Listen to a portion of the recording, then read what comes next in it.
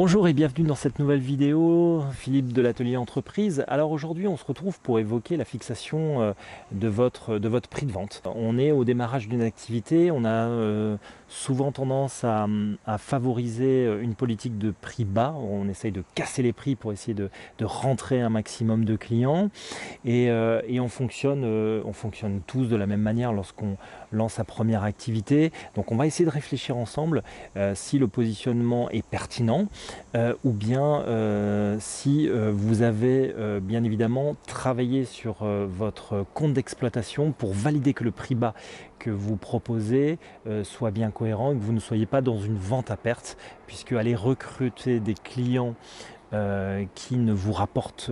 pas de valeur ajoutée, de marge commerciale, c'est quelque chose qu'il faut bannir rapidement de votre stratégie. Alors, prenons l'exemple des opérateurs en téléphonie mobile. Et rappelez-vous, lorsque dans les années 90, la téléphonie mobile est arrivée en France, le premier opérateur qui était Orange avait une politique de prix très élevée. Il était le seul, il était donc sans concurrence face à lui. Et donc les prix étaient exorbitants. Et puis est arrivé le second opérateur SFR qui lui avait une politique de prix élevée également, puisque le marché était colossal. Il avait besoin de rentabiliser le développement de son réseau pour pouvoir proposer ce service au niveau national, et donc les prix étaient à peu près équivalents. Et puis est arrivé Bouygues Telecom sur Paris-Île-de-France, et là il a eu une stratégie de prix bas. Donc il a cherché lui au contraire à pouvoir recruter un maximum de nouveaux clients, et donc il a positionner une politique de prix qui était agressive et qui a fonctionné, puisque il avait en fait deux objectifs. Le premier, c'était de se distinguer vis-à-vis de la concurrence, notamment Orange SFR, en parlant de son réseau 1800, c'est-à-dire un réseau qui permettait un son digital, qui permettait donc une écoute beaucoup plus qualitative que ce que proposait Orange SFR, avec des prix plus bas, ce qui a convaincu énormément de clients. Et dans la continuité, lorsque Free est arrivé sur le marché, il a lui carrément cassé les prix pour pouvoir acquérir un maximum de nouveaux clients, ce qui a d'ailleurs fonctionné, puisqu'il a pris une position en termes d'opérateurs, en termes d'évolution d'acquisition de clients, qui a été phénoménale. Alors, bien évidemment, comment fixer un prix et si possible un prix bas pour que vous puissiez vous acquérir de nouveaux clients? Tout simplement, vous allez travailler sur l'analyse en fait de vos charges fixes. Vous allez bien évidemment estimer vos charges variables et prendre un taux de marge que vous allez définir vous-même, c'est-à-dire le taux de marge qui va vous rester, un taux de marge brut bien évidemment, qui va vous rester lorsque vous aurez vendu une prestation, et ce qui va vous permettre de connaître en fait le plancher sous lequel vous ne devez pas tomber pour respecter en fait le paiement de vos charges fixes, vos charges variables, et bien évidemment récupérer le taux de marge escompté. Alors si vous avez quelques difficultés, n'hésitez pas à vous s'adresser à votre cabinet comptable qui pourra vous accompagner dans cette démarche, qui pourra vous dire quel prix proposer en fonction des éléments financiers que vous allez pouvoir lui remonter ou qu'il va pouvoir calculer pour vous. On vous mettra des noms, si vous voulez, de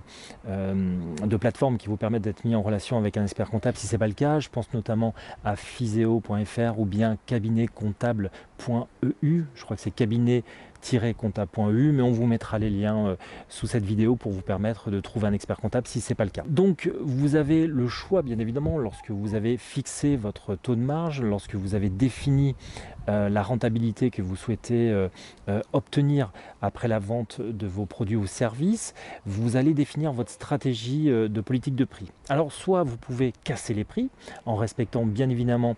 le taux de marge que vous avez défini, mais attention, il va falloir mettre en avant des arguments. On ne fait pas un prix bas pour faire un prix bas, sinon on a une équation qui ne fonctionne pas forcément bien, puisque derrière un prix bas, on se pose la question, pourquoi il y a un prix bas? Il faut le justifier auprès des clients, et notamment vous pouvez le justifier sur une création d'entreprise en expliquant que vos charges ne sont pas les mêmes qu'une entreprise qui est installée depuis un certain moment, et donc vous pouvez faire bénéficier aux prospects de prix bas, et donc cet argument tient la route, valide le fait que vous puissiez aller dans cette voie. Ensuite, vous pouvez aller dans une stratégie qui est une stratégie de prix, on va dire, marché, c'est-à-dire que vous considérez que votre prestation de service répond parfaitement aux besoins d'un prospect ou d'un client. Il n'est pas utile d'aller casser les prix, vous allez tout simplement vous travailler sur l'analyse de besoins, la réponse aux besoins du prospect, et là vous allez répondre favorablement aux attentes de vos prospects et donc pouvoir pratiquer un prix qui est cohérent vis-à-vis du marché, cohérent vis-à-vis de la concurrence.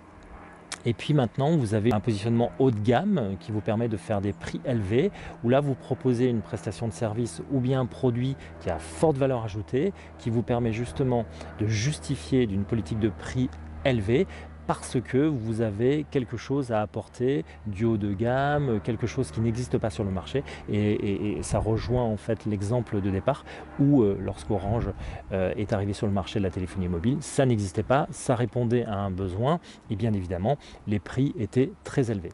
Alors lorsque vous êtes sur cet axe de développement, sur l'acquisition de nouveaux clients, la politique de prix est un élément pour pouvoir rentrer des clients rapidement, si vous faites une stratégie de prix bas ou si vous êtes cohérent par rapport à vos négociations commerciales. Attention, cela étant, aux impayés, parce que les impayés font très très mal aux entreprises et sont souvent la cause de défections d'entreprises qui ne suivent pas assez la gestion de leur poste client. Alors pourquoi? Parce que si vous considérez la vente d'un produit ou d'une prestation de service sans pouvoir encaisser cette prestation, là vous êtes plus sur un taux de marge qui est un taux de marge que vous escomptiez, mais là vous êtes dans une perte nette et donc il va falloir faire la chasse aux impayés et pouvoir travailler vraiment efficacement. On vous engage vraiment à mettre en place des actions